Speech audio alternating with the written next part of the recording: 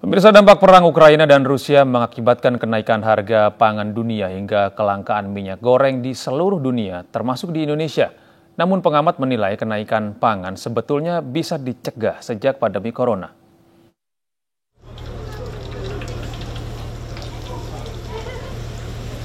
Selama berbulan-bulan, sebuah restoran di Istanbul, Tarihi Balika, mencoba menyerap lonjakan biaya minyak bunga matahari yang digunakan untuk menggoreng ikan, cumi, dan kerang.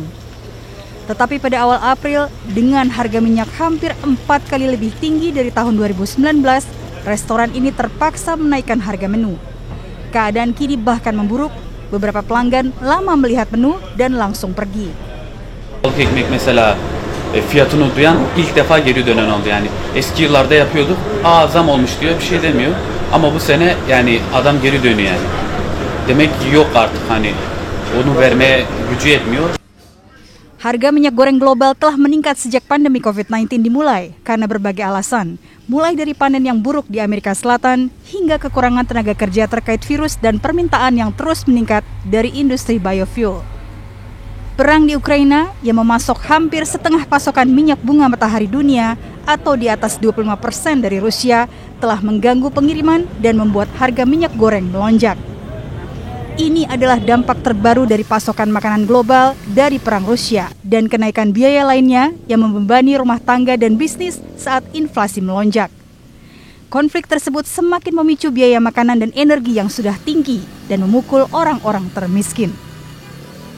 Kita mengikuti harga minyak naik, tapi saya jualnya nggak dinaikkan. Kenapa mau tidak dinaikkan? Ya nggak bisa, kan susah kalau dinaikkan. Orang tuh udah tahu harganya, kalau kemahalan kan nggak ada yang beli.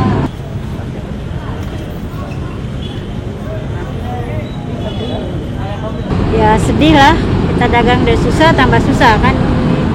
Masih ada corona, sedih lah. Tapi ya kita usaha cari ya dapat, walaupun mahal kita beli. Ya sedih lah, kita dagang udah susah, tambah susah kan. Masih ada corona, sedih lah. Tapi ya kita usaha cari ya dapat, walaupun mahal kita beli. Pasokan makanan sangat beresiko karena perang telah mengganggu pengiriman biji-bijian penting dari Ukraina dan Rusia dan memperburuk krisis pupuk global yang berarti harga makanan menjadi lebih mahal dan jumlahnya lebih sedikit. Hilangnya pasokan gandum, barley, dan biji-bijian lainnya yang terjangkau meningkatkan prospek kekurangan pangan dan ketidakstabilan politik di Timur Tengah, Afrika, dan beberapa negara di Asia Timur, di mana jutaan orang bergantung pada roti bersubsidi dan mie murah. Cooking oil situation is commensurate with the overall food situation in the world. Prices are up a great deal over the past year or so, on the order of 40% in some cases in some vegetable oils, and in the case of sunflower oil, you can't even get it, even if you want it, because of the Ukraine war. It's important to note that the trends were in place before the war started, but the war has made things much worse. Menurut Organisasi Pangan dan Pertanian PBB, harga minyak nabati mencapai rekor tertinggi pada Februari, kemudian naik lagi 23% pada Maret. Harga minyak sawit naik 200% dan diperkirakan akan naik lebih tinggi lagi setelah Indonesia, salah satu produsen utama dunia, melarang ekspor minggu lalu untuk melindungi pasokan domestik. Hari Niazi, pemilik Famous Ollie's Fish Experience, sebuah restoran di kota London, Inggris, mengatakan dia biasa membayar sekitar 22 pound atau $29 untuk sebotol 20 liter minyak bunga matahari. Biaya baru-baru ini melonjak menjadi 42,5 pound. We're going to get any? I don't know. Are we going to start trading again with Russia and Ukraine? I don't know. This I don't know factor is causing huge concerns for our industry. Fish and chips is the British national product, the family's favourite dish.